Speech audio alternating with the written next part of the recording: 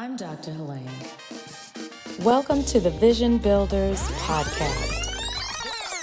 Hey, we are bringing in 2026 with my friend P. Frank Williams, an Emmy and 8-time NAACP winning producer of TV One's Unsung, BET's American Gangster, WeTV's Hip Hop Homicides, and director of Hulu's highly successful Freaknik. He was the showrunner and executive producer of the new Tubi true crime series, Killing Hip Hop, and Hip Hop Homicides on WeTV. He was co-executive producer of BET's Cop Watch America documentary series and executive producer and co-host of the A&E series, Who Killed Tupac. Y'all, my friend P. Frank Williams is here on the podcast to talk to us. You're going to want to check this episode out.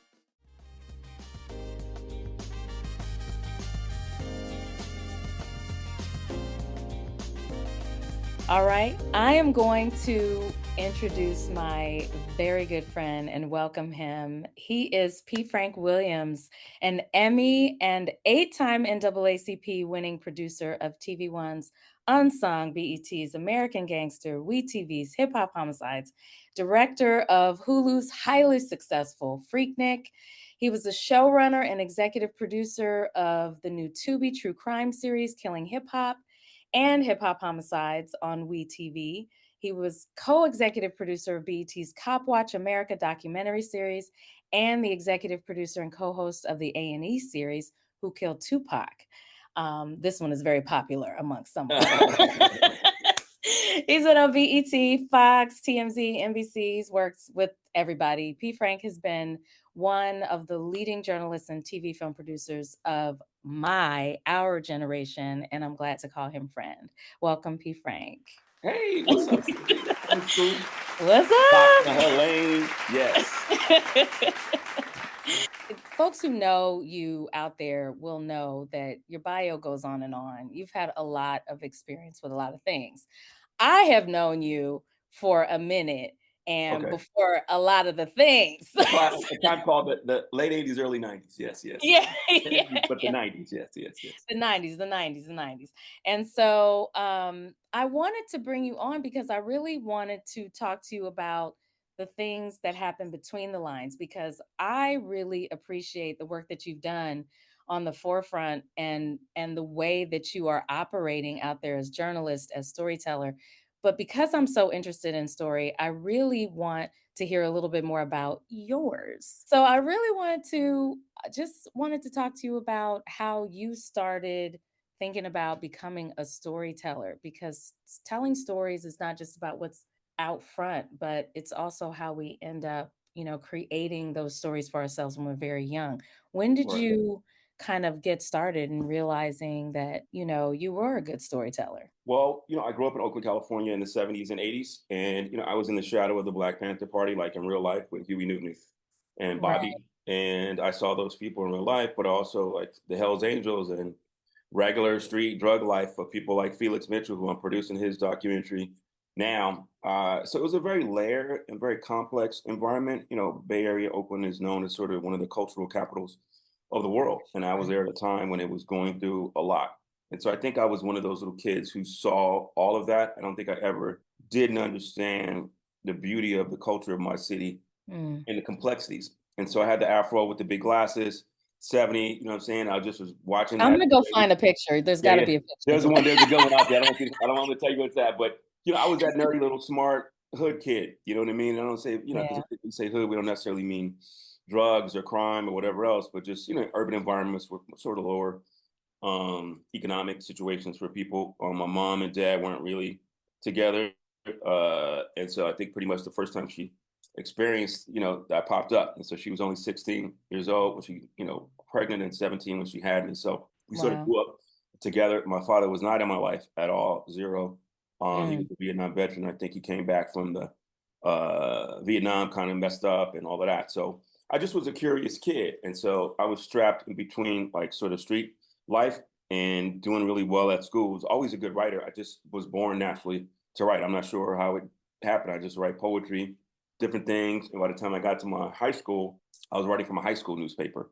the Oh, Egypt. so journalism started very early. Yeah, I and didn't know so I that. would, and then really actually, when I was like 11 or 12 years old, the neighborhood I grew up is called like Funktown, another Mhm, area Murder Doves in Oakland, and so they're kind of notorious. And so mhm. there were gentlemen who were doing pharmaceutical sales around the situation, The and I local saw the crack pharmaceutical situation sales. up close. Yeah, pharmaceutical sales. So they were engaging in that as legitimate, street businessmen. And so a lot of them had crushes on girls, or they would try to talk to young ladies. You know, I was. I'm sure you were very popular in your environment because of your looks and your brains. Yeah, And no, so I when don't they know. wanted I to don't get think you, I was a bit of a late bloomer, a bit of a late okay. bloomer. But when they wanted to talk to a Dr. Helene, they may not have known how to talk. And so I started, writing letters for the homies in the hood, like 15, $20, $5 at first, $2 or $3, and elevated to that because these guys have a lot of money in their hand. And so Wait. if they want to write a letter to Lakeisha, they might, Lakeisha, what should I say? I'll be like, well, Lakeisha, sometimes I'm thinking about you in the morning when I wake up and how beautiful a spirit you are. And Oh, man, I just can't wow. wait to see you on Friday. And they might have been saying, hey, girl, I really like you. And so that's a pretty good elevation to what I did. So I started as a hustler telling stories. And so that transformed into, high school newspaper and then college newspaper, which, at San Diego State, I was a kind of a controversial columnist writing about culture Yeah. and Rodney King and I mean, racial yeah, it was a lot things. going on. Yeah, and the Nazis threatened me it was a lot. So I've always been involved. I think it comes from those little kids that and maybe this might be too much for your audience, but how your auntie and them having a party in the living room and they're like, all y'all go in the bedroom or whatever else because this is grown Yes. time, right? They got the music and whatever spirits and whatever things they got going on, and maybe auntie such and such is socializing with that nice gentleman. So I was one of those little kids that just I wanted to see and smell it all. And so I think for me that I think the storytelling comes from just being curious and being in those Being environments where I curious. saw a lot going on. Honestly, when you take me back to the idea of like the house party and how curious you might have been, and were you like the one that would peek out the door and just be trying to see how they were interacting, or were you Oh, I just was no, creating I it was for trying to be at yourself? some point I got into party. So I mean I think Oh, okay. You just yeah, so I mean I think, back in the 70s, 80s, they caught a thing called mannish. When a little kid is a little bit advanced, yes, just a little like bit. womanish. Yeah, womanish. And so Yeah. I was a managed little kid. And so one of my uncles owned a pool hall, something like a bar. And so at some point, my mother, who was a young mother, didn't have a male to help her. And my grandmother would be like, I ain't taking care of that shit. Sometimes she had to go take a child, 8 years old, 9 years old, to whatever establishment she was having fun at and be like, go sit in the corner. And, I would be in Yeah. bar restaurants. And at some point, I started playing the music for the thing on the little 45s. And then I went to the turntables. And so I was curious about music as a child because my mother didn't have a babysitter. So I saw Teddy Pendergrass on stage, women threw their underwear out as a child. I was like, well, why are they throwing their panties, man? And so, the George Clinton, all kind of stuff. So I'm saying I elevated from being a kid in the bedroom looking around to now, well, make me a drink. Don't put too much Coke in it, What? whatever. So Because you I'm were the not sure. DJ and the bartender. At some point, I mean, you said you wanted the stuff in between the lines. These are things that I I meant just to tell people. But I mean, so I think I was in it before I knew is what I'm trying to say. And I wasn't Yeah, drinking, yeah, smoking, but I just I saw a lot. And I think as a reporter, you got to naturally be curious, right? And so, yeah. I remember there was times when I was asking my mom, like, I just saw such and such lady, and she talked to this gentleman right here, and they met for a few minutes and talked, and then they just left. Did they go somewhere, or did they meet, or what it was? So I really didn't understand these kind of things until I got older. So I think for me, it just came innately. And I remember, being in my living room with my grandmother. Remember the TV with the knob on it, and you have to put the little Yeah. yeah, and you like Listen, I talk to people about this all the time because I'm like, the TV was furniture, bro. correct. Like it was But I would part watch of Happy the room. Days, the Jeffersons, Give Me a Break. Yeah. Later, obviously, the Cosby Show, different world when I got to be older, but I wanted to escape my neighborhood. And I said, this is the way to escape, excuse me, by telling these Mm, stories. And so I think that organically curiosity and trying to be outside of my environment is what propelled me to move forward. that's crazy. I mean, folks in our generation, the parents are notoriously loose about our child care. I mean, and so I think about these moments when you would see and hear and become curious about things because you were seeing and hearing more than probably kids today. Well, social media I has think changed social that. media has given them Yeah. access to stuff that our parents were sneaking around doing, so to speak. Yeah. It's made it more sort of out there because people can Yeah. post videos and you can see ways. And I think the other thing, because I um, work with a lot of celebrities and have done a lot of stuff in that arena, the distance between the celebrity and the public Mm. has got smaller. So in 2005, you wanted to hit Andre 3000, you had to wait 2 months to the article I wrote in the source and maybe send a letter to Mhm. his publicist or his fan club. And now you can send him a Right. DM and send him a tweet and he can respond to you. The world, which a lot of us came from the 70s and 80s, I think has Yeah. developed a different kind of person. And so I think to your question about storytelling, I didn't have social media. I didn't have a Yeah. way to turn on my Amazon or my whatever else to catch something or whatever. So I had to spin these stories. And so from poetry to writing letters to my friends and then high school Mm. sports. And then I wrote an editorial column. And then, by the time I saw US San Diego State, UCSD, I was writing in the Daily Aztec about Black cultural issues, racism on campus, different things, and speaking out because I had came from this environment of Huey and Bobby and Malcolm X Mhm. and all this kind of stuff that was like influential in my life because one of my uncles was a Black Panther. Right. It seems to me that when you're seeing so much and what you saw, and then you got involved with people, and people were very real to you, who were living through what we all consider kind of these historical moments, but they were very real in your neighborhoods, etc.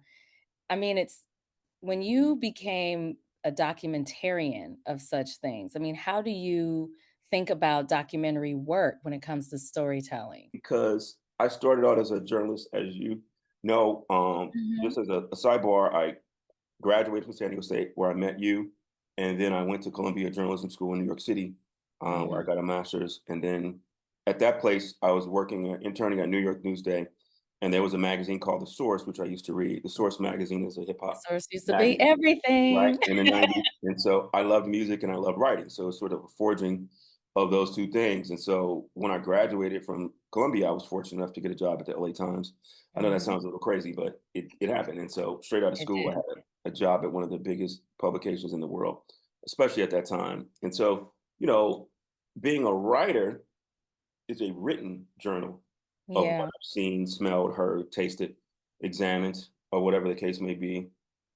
And then as I was at the LA Times covering Snoop Dogg's murder trial, OJ, all of that stuff as a young reporter, different kind of cultural issues, Rodney King Yeah. uprising, I started freelancing for The Source, where I wrote Eric Eazy-E's cover at The Source. When Tupac Shakur died, I was at the hospital. I was at Eazy's funeral and, Dre leaving Wow. Dr. Death Row, Suge in jail, all this kind of wild stuff. Yeah. And so that was documenting the culture.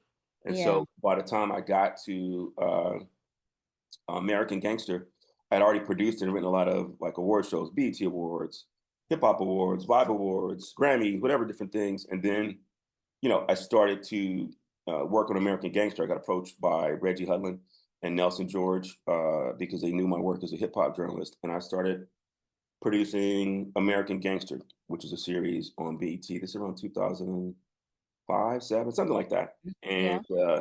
I took the written words that I was using in the newspapers and magazine, and I used a video camera as the weapon of recording now. So it's the same type of storytelling, Yeah. but now I use the camera. And I'm not sure your audience, but at some point, people started to read less.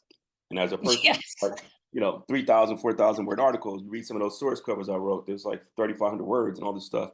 I Yeah. think that the camera and television, because I did already had a degree in television, was the way. And so I was one of the first, I think, journalists and hip hop journalists, or like Black journalists, to transition to television. And so yeah, so I mean, I think for me, being a documentarian is really only an extension of what I Okay. did at the Daily Aztec, LA Times, Source, whatever the case may be. And then I started to document the culture just like I was with Tupac and Biggie and Dr. Dre and Suge and all these things. So um, that's what it is. And I think it's almost like imagine if somebody was in your neighborhood in San Diego or wherever else or LA Mhm. and they had a little newspaper pad or a recorder and they just hung out there for a week. Imagine the sights and sounds that they would see. You know, I always envisioned my job to be, you know, you take a Polaroid picture, Yeah. take this picture of you, Dr. Elaine, and you know, maybe I take it in a forest or something, and I flip it back around and I Mhm. show it to everybody. That interpretation of that picture may be different from a whole bunch of people, maybe even to you who are the image. So all I do is take the picture and go record it. And most times it's a subjective or thing because you can look at whatever it is and have your own opinion. All it was my Yeah. job was to do was to bring you the story or the picture. So when you are trying to make that translation happen, right? Like you're taking the words because your relationship with words when you're a writer is like it's sacred. I mean, as a writer, I'm kind of like you work really hard to select, and to be deliberate about the language that you use. But when you're translating it and you have all of these other parts of the medium to work with, I mean, what does translation look like for you? Oh, Like, that is a how do really good question. I've never yeah. been asked that question before. That's a good one. Okay. You know, I never thought about it that way, but when you read an article that I wrote, you know, in the 90s or whatever, 2000s, Mhm. you wanted to see what the person said, or you know, Suge talking bad about Dr. Dre, or whatever the case may be, or Eddie Mhm. Murphy. Uh, you had to read that and imagine it, right? Because you wasn't there Yeah. in the jail with me and Suge Yeah. cast on, or me and Mhm. Dre at whatever restaurant, Gladstone's, blah blah blah, or in the courtroom when Snoop got Mhm. sentenced. But you want to know what it was like, so I was there. So my job was to visualize it or write it in a way that you could feel what it is and get the information that you had to do. I think with a video camera, now you can see it. I don't have to necessarily write what I saw for you to read. Mhm. You can see it for yourself. But I do use other tools that aren't written in the visual medium that I can't do in the written, i.e., I can show you old pictures of Dr. Lang when she was, you know, 18, 19 years old with her DSP sweater and having a good time versus who you are today. And so you're able to see her at that Right. particular time in her life versus me imagining it for you. And I also use music, you know, as a tool. I use, you know, archival footage. I use empathy. I use hate. I use a lot of different feelings to evoke something in what I'm showing you in a documentary or a movie or whatever else, you know. So that's what I do. I think the difference is that the visual medium, as you know, you can watch something on 3 minutes on Instagram or LinkedIn or whatever the case may be, and not read a 10,000 word article and get most of what you need. Unfortunately, I'm teaching myself introduction to journalism, and I'm trying to figure out how to get enough written so to get the Yeah. craft and the basic rules of writing, but also know that we're in a generation where blogging or video and all these things are more important, and the words have become less important. Right? Is what you see more. Yeah. Yeah, it's like that combination when we're trying to help them understand that you have to be deliberate and use your voice very differently, Right. right? Like you have to really be thoughtful not only about the words that you choose, but how you position those words in relationship to the sound, the light, if you're talking about like when students do projects and whatnot, Right. and they're trying to, present a short form, like if it's a short form kind of documentary style, because that's like one of the projects they could do, right? And Hmm. so Hmm. it's like you have to be really deliberate. Also the same thing is true when it comes to storytelling, in comics, because I also teach a comics course. And so it seems like some of these principles that you're talking about, they operate across different modes of storytelling. And that's what's really interesting is when you have transitioned from, someone who, begins with writing love letters and trying to help people to communicate kind of one-on-one to really trying to demonstrate what they're doing on the next level. I know it because I'm doing it right now. The right left brain sort of me writing an episode of Unsung or American Gangster or even I have a new film, a wrongful conviction film. I Mm. wrote the voiceover for that, just like I wrote that article in 1999 or 88 or Mhm. whatever it is. And I wrote the words of the voiceover. If you read American, you know, you watch American Gangster, you know, Right. Felix Mitchell was a down and out drug dealer, you know, until he met such and such, whatever. So I'm employing the same tactics, but using the words to support the video more and help the video move along. Whereas when you read something, you're just kind of reading it in order, hoping that it gives information and insight. So to The me, words have to push the thoughts along. correct, right. And so the words help in that situation, visual, but they're secondary to the images and what you're hearing people say. You understand what I'm saying? I think to Yeah. me a really good example is I wouldn't say hip hop homicides potentially. The documentary I have out that's going to coming out now is called Stolen Youth, 𝘂𝘓𝘓 Story Resilience. It's about a guy who was wrongfully convicted with three other gentlemen in Chicago called the Marquette Park Four. And it's about wrongful convictions, but it's also about a corrupt criminal justice system in Chicago. So, but I also am talking about his life and how he endured and what he had to do and where he's at. So I mixed a lot of information language about the case and government and corrupt numbers, but I also talked about his life, his mother, influences, what was happening in the world, how music played, how did he stay alive, and the social, the psychological parts of his experience. So I'm Yeah. saying I have to do a lot more with a lot less words to support the visual, where I have to do a lot more work when I write an article in the source or whatever else. So I think Mhm. because I'm sort of ambidextrous as a Gemini, and I think because I've worked in all these mediums in a real way and at a high Yeah. level, I'm able to do this. I wouldn't advise it. And obviously, there's no way I would expect it when I met you on 90, 91 or whatever, that this would be the case. I thought I would just be like, hey, this is reporter Frank Williams. We're here right now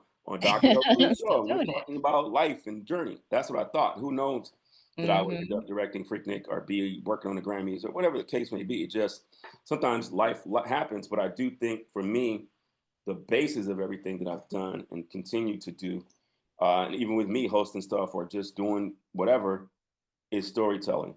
People like Yeah. a good story, and that's how I started, and that's still what I'm doing. It's still that little 11, 10, 12-year-old kid with the glasses trying to hustle up and get a little bread for these little letters, but it's still observing what's going on, seeing how the story is going, and finding a way to bring it to you, right? And Yeah, so the same thing. that's part of what I was thinking is that just the power of observation just shifts, right? Like your observation, the tools that you use shift.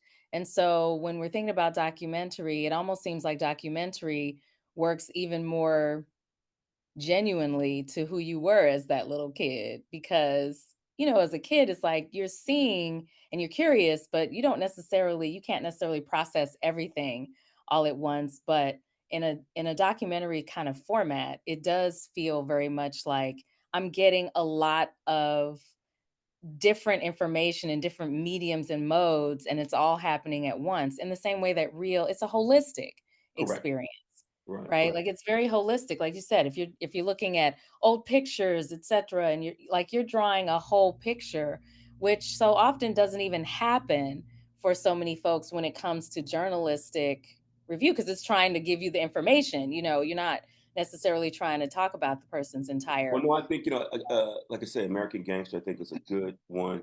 Mhm, And even Freaknik, I think people watched the Freaknik documentary, which was on mhm. Hulu, aired last year and did well, which was produced with Hulu and Yes, Disney. very But successful.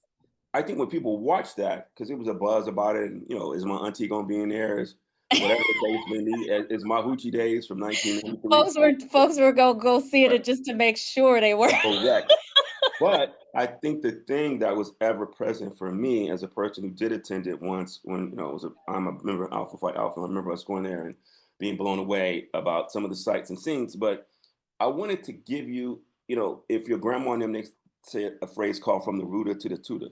That means that from the end of the pig to the top of his snout, they eat the whole thing, right? And Uh-huh. so I wanted to serve you a buffet with the Freaknik that was the sexuality, the cultural expression, the racism, the Mhm, sexual exploits, both by men and women, and the mhm. culture and the clothes. So to me, I always try to take a holistic, a full approach.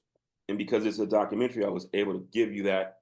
It was almost like a teaching lesson. You probably thought it was just, oh, we about to go turn up. And you're like, well, damn, I didn't know the history of the city was that. And that the Right, Olympics did this, and that the right. kids were battling each other and permits and all this kind of stuff, and racial identity, awakening, Atlanta becoming its own place. So that's Yeah. to me, I think is always important is that, I want to make sure that after I did the story, you can't come back and do it again. I want to So make it's a sure. complete making it a Correct. complete story, Yeah, when making it you look start with a full. canvas and you start to paint it and there's nothing there, it's going to be your imagination or whatever your thought it was. But at some point, you walk away and be like, okay, it's done. Right. It's And done. so, to me, when I go out and film something, I don't just film the outside of the building. I go in and film the pictures on the wall. I talk to Mhm, the people who work there. I know a little mhm. bit about it. I research it. So you don't just get a plain building, you get the history of that situation. So to me, I'm always concerned with telling the full story, whether it be through a print medium, a newspaper medium, magazine, TV, feature film or whatever it may be. Did you ever feel like, you know, you didn't that you were having a huge learning curve because of like you're real confident as a writer, but then you get into this other space, whether it's award shows, whether it's, did you ever feel like there was a moment where there was a huge learning curve and you had to kind of manage that and figure out what Well, was I going think to I've gotten pretty good at the documentary stuff, and I think I innately had it. Not to say I just happen? had it from day one, because obviously I started out as a segment producer, consulting producer, co-producer, Mhm, co-executive producer. I did everybody's job. One thing I would say as a storyteller, whether you be a writer, professor, whoever it is, you should know what everybody does. Who's the copywriter? Who's the editor? Who's the publisher? What is a complete sentence? What's an inverted pyramid? You need to know what the everybody nuts does. and bolts of your craft. And so Mhm, to me, I knew writing, I know how to tell a story, and it came naturally because I'm a gregarious, kind of outgoing person and observant. But I will say that I wrote some scripted material, TV shows, different things, and that's something that was always still a little bit of a challenge because you're using your imagination almost totally, and there's no yeah, facts involved. And so I got a feature film that I'm doing now. That's a comedy, and it's based on a song, but it was from imagination. So it was a little tougher turn to get to that, but the storytelling was still the basis of it. So if you got mhm, that gift, you got to nurture that gift, and I think that's what I continue to do. And I'm ready to start directing, $10 million features because I'm like, okay, I've done mhm, all of the work to get everything, and the point is you want to keep elevating. You know what I mean? From me being yeah. a assistant editor at a newspaper in San Diego State, a college newspaper, to writing for the Olympics for NBC. So I think you got to just figure out how to keep elevating your craft, and that's what I'm dedicated to. I love that. I love that.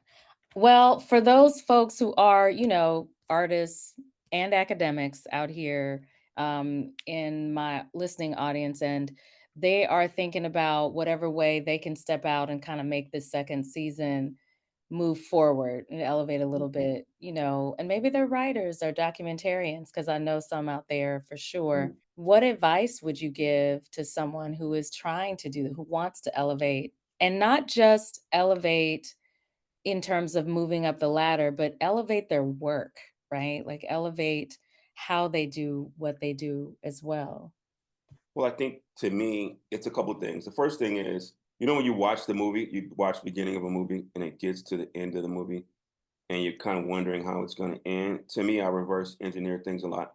Well, what is the end of the movie that I want to see? What is the ending of this particular situation that I want to see? And so you start there. If you want to be a associate professor of film at NYU. Who is the Mhm. people that work at NYU? Who is the person in charge? Who is I'm a practical person, and I'm not like Yeah. let's dream for the stars or whatever else.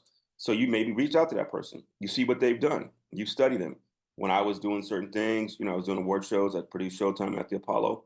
Suzanne DePass was my hero. I researched Miss Suzanne DePass before I got in the meeting. I was able to tell her some stuff that she did, and whatever else, I got hired to produce it. You know what I mean? And so I think you got to have a plan.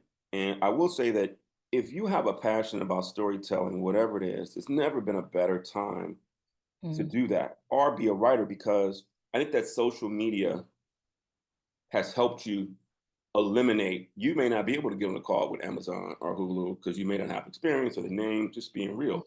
Yeah. But excuse me, you can go out with your friends and family and raise $35,000 and get some iPhones and buy a couple of cameras and go make that movie or that documentary that you want. And it may not be on the level that you want, but you can start doing it. You ain't got to wait. You ain't got to wait till Hulu gives you $3 million to go produce some documentary, and you got to have a name and an agent and all this kind of stuff. So I just think Exactly. that you just got to, one of my models that I operate on very highly, and I think about it, it's just really kind of the story of my life.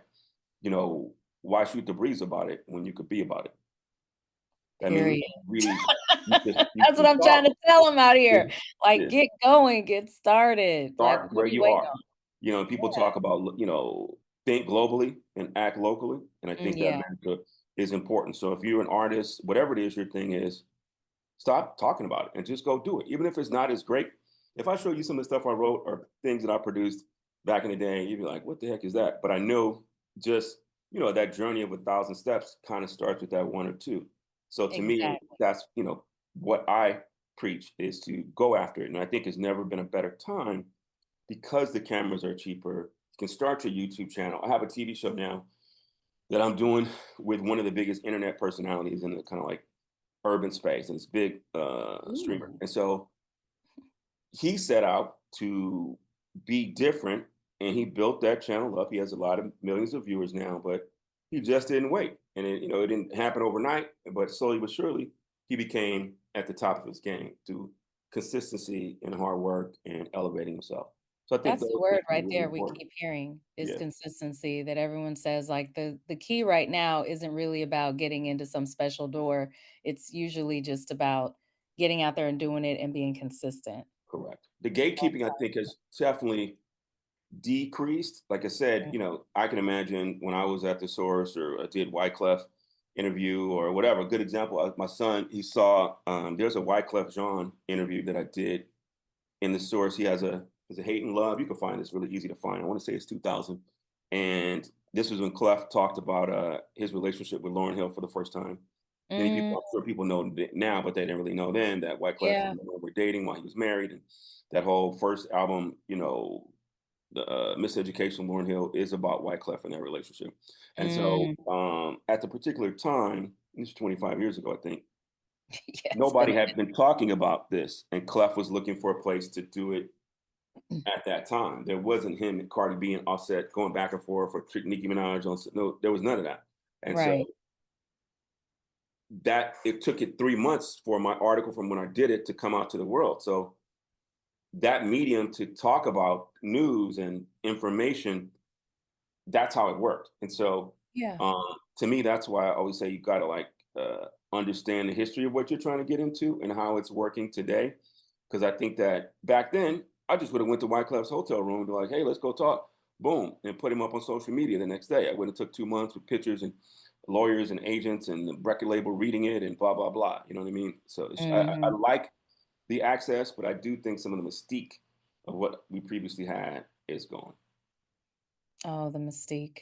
Yeah, I mean, just I feel like in some ways it's the process. When you lose the process, like what we're talking about in higher ed about, the use of AI and things like that. It's like it's not about AI being bad, it's about you losing part of the process of right. what you learn along the way, right? Well, it's funny because obviously I came to your school and spoke, and I really appreciated that. I had a really great time. I'm teaching now, and I'm going through all of the online training, and Mhm, I'm not sure if I'm the best online person because part of what to me, and I yeah, remember being at San Diego State, and a professor Cornwell was a guy. He was a white professor, and at San mhm, Diego State, I wrote this column, blanking on the name. It was opinion column.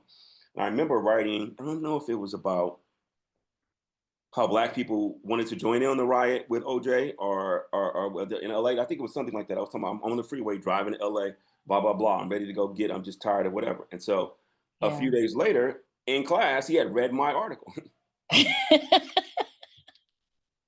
Yeah, And yeah, so he started to ask me about it in class. I mhm. When can't you do go that. public, you Right. become vulnerable. Right. And so, but today I couldn't, I'd have to go on a mattress board, a chat board, and go with the kids and what are your thoughts and whatever else. But in that classroom, when he approached me, about a real thing, Mhm, everybody it was a lively discussion. Some yeah, people were on my side, some people weren't. But mhm, that I think that, to me, I remember when I was at the source and I you used to live in New York and I was living uptown. And so the source was downtown. And so when the magazine would come out, it was a big deal. And so I would be on the train sometime and I would be seeing people reading my article. And they had no idea. I wouldn't even say nothing to them. Every now and then we chat or whatever else. But I just like the idea of people consuming the information and then you getting a response or that. And so I do think that's right the away. thing I do like is that today regular people, they don't have to be all of this, can start a social media. You can have your podcast and you can come talk to people like me. So I do believe that storytelling in general has been helped by social media, and I'm thankful for it. But that moment that I mentioned with Professor Cornwebble, you may not necessarily always be able to do that, right?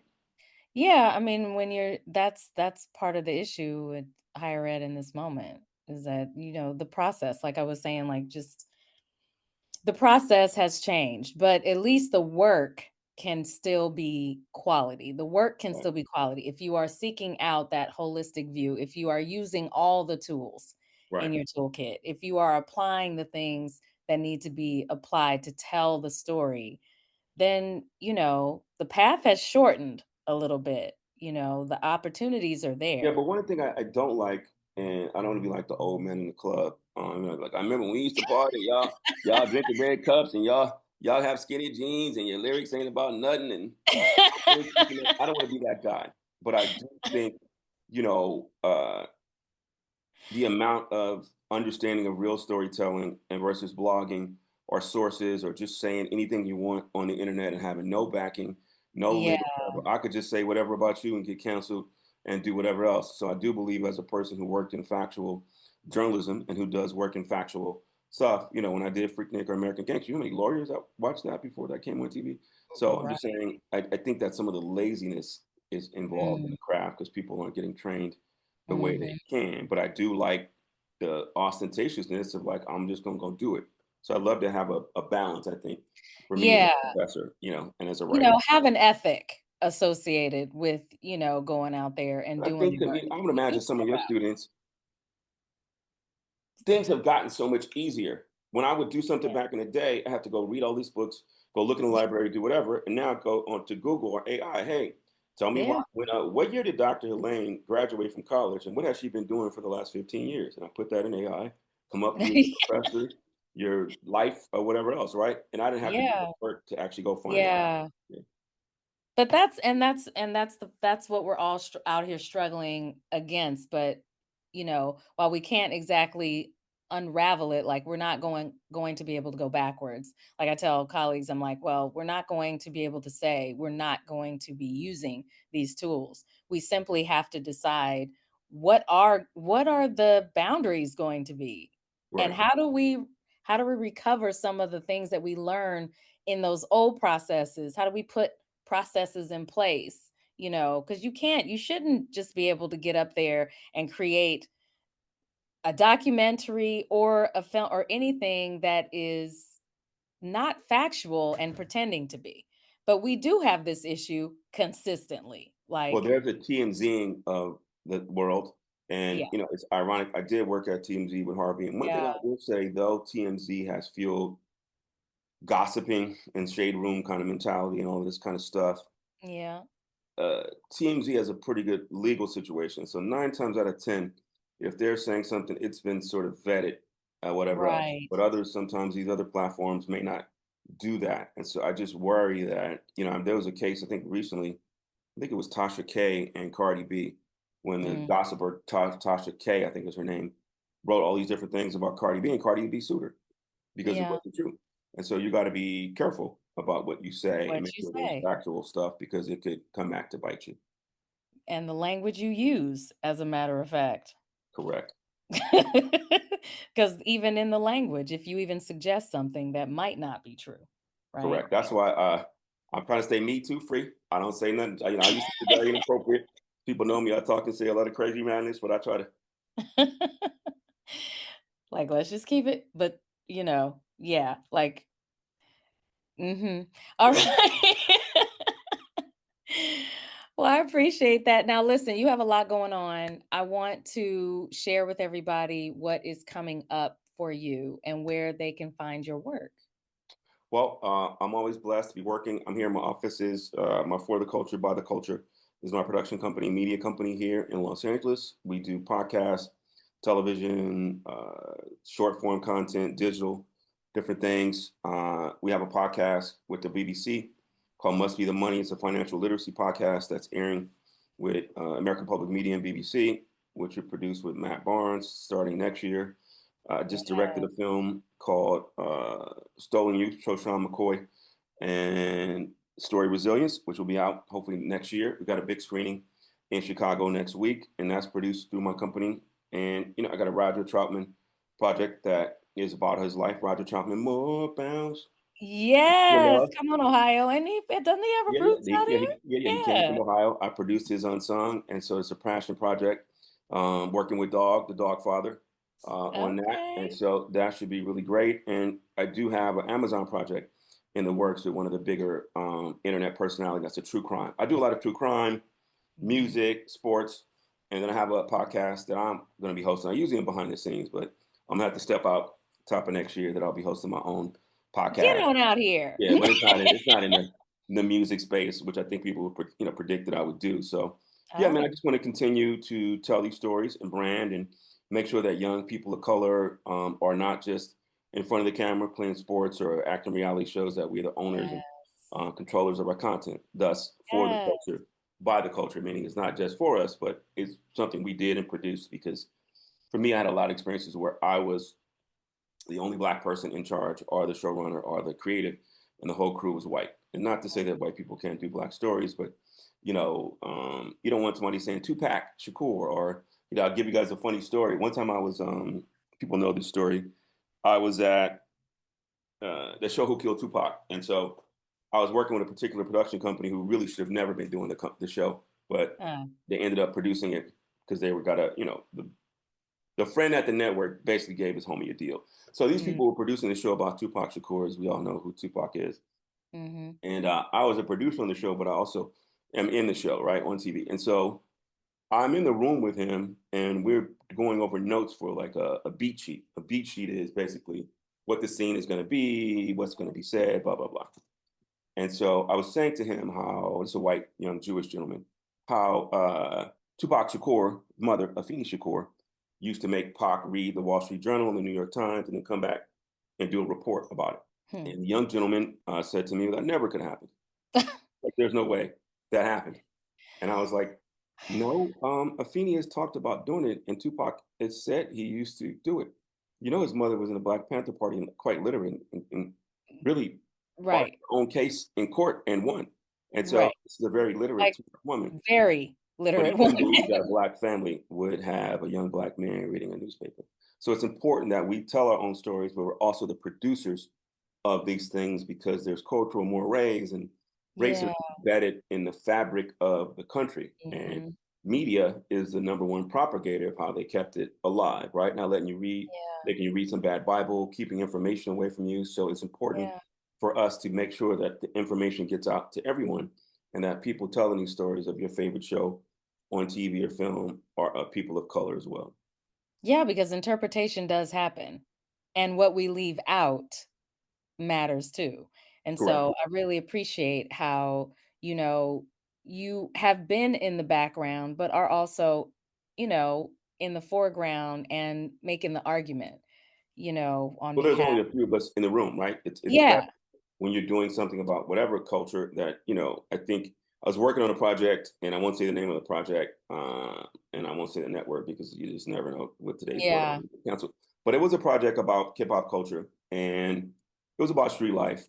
And this particular streamer bought the show. I was the showrunner, and I was working with them. And then there was a parent company who is a very notorious, probably the most conservative, well-known network that propagates this stuff. You can take a guess. And so I'm on with them both, and it's just me, obviously, and there's no one else of color about this show about all people of color. And I'm just Mhm. trying to like navigate because I have the degrees and the name and a little bit of the ability for they feel cool. I'm their black dude, right? Because I Right. speak their language and I speak the language of the people they want this story about. 'Cause they really want it because they think it can get ratings and whatever. And Sure. so some of the notes that they were giving me were almost like there was a few young ladies in the show who were claimed to be like the main girl of this guy who got murdered. And it was like, well, why does he has multiple baby mamas, or why does this girl saying one thing and another? And then they're also asking me, well, if he didn't want to be in the gang life, why didn't he just move? And I just was like, they had no understanding of the Yeah. context of the show that they wanted to put on their air. And Yeah. so it was important for me to make sure that I'm there to speak up. for us, because if not, they would have did some BS, right? Right. Right. Because yeah, because representation is not just about putting the people on the screen. Correct. It's also about constructing Who's the telling that story context and the context and and the era telling for the whole context. story. Right, Right. right, right, right, right. That holistic brings us back to that idea of just having a holistic picture, and we know that that differs. We get holistic pictures for some people, but less for others, and I know that that comes up a lot, when it comes to some of the work you're doing with, you know, uh, with police brutality and this type of thing, and Yeah, but I the also want to idea say of before we get criminality. off is that still the most powerful weapon in the world is the media. Book, not to be Chris Lock, you can put in a book, nobody would find out, right? But you put it on TV, on social media, Amazon, Hulu, Netflix. Because of what I do, I have a public job. What I do is seen and read, whatever. I want to make sure that people know that he who controls the media controls really the behavior, direction, Gaza, Palestine, how Charlie Kirk is looked at, how Donald Trump is looked at, how the religious right, or how, Cardi B and whoever else, or Offset, or whatever these things are, how things are interpreted is used by the media. And so you got to Yeah. be careful. I remember when I was at the LA Times, I would see how they would skew the crime to make it seem more black, when in fact, Mhm. there was more white crime than black crime. And I saw some of my colleagues writing headlines and doing things about some things that I actually had written, and it wasn't the right context. And so I'm saying he controls the media, Mhm. controls that. And so you see in the Black Panther Party them starting to film their own things and wearing clothing on purpose to give a message. So sort of my Yeah. last bit of it is just, as a media person, the stories that we tell, especially as people of color, have tremendous impact how you think, how we behave, how relationships develop. You can see it through social media. You can see it through the media. So I just want to encourage anybody watching your podcast or pursuing storytelling, whether it be, journalism, professor, whatever else, or writing, documentary, is to understand the power that you have and use it accordingly. No, that's good. That's a perfect thing to end with too. And Well, I I'm at appreciate www.pfrankwilliams.com. I'm at P Frank Williams on all platforms. I don't have mid baby, little baby, super G, medium G, nothing. I'm just my name, and that's it. You know what I mean? I don't have a super cool moniker. People I can think find it's a super cool enough me. moniker. P Yeah, Frank is yeah. super original out here. Which stands for Frank. Yes, P for positive And Frank. people Yes. think that it's a lot of other things. And so I think, as a just a, aside is, P. Frank Williams is about positivity, trying to keep your mind. We Well, always people used to called you call me positive positive. Frank. Exactly. Right, We right, always did. right. She's remembering now. Right, right, right, right. But there was a story behind it. There's another story. We're going to take that offline. Okay. That's not the story for Dr. Elaine's podcast. But yeah, look forward to interacting with all your viewers, and thank you for having me. I really appreciate you. Yes, we so appreciate you being here. I love, love, love talking to you as always. Thank you so much for sharing some time with us. Much love. Peace. Hey, creatives. If you're hearing this, then you've been listening to the Vision Builders podcast with Dr. Helene, your writing life coach. Join me next time to get more insights, tools, and resources to help you get the clarity and direction you need to finish that project and build your vision. If you enjoyed this episode, please leave me a review on Apple Podcasts and Spotify. Y'all know how this works. And share. Let somebody else know what you are learning in this podcast. Be sure to check the show notes for a link to my website where you can sign up for my mailing list and get even more tools and resources. With that, I will sign off. Bye.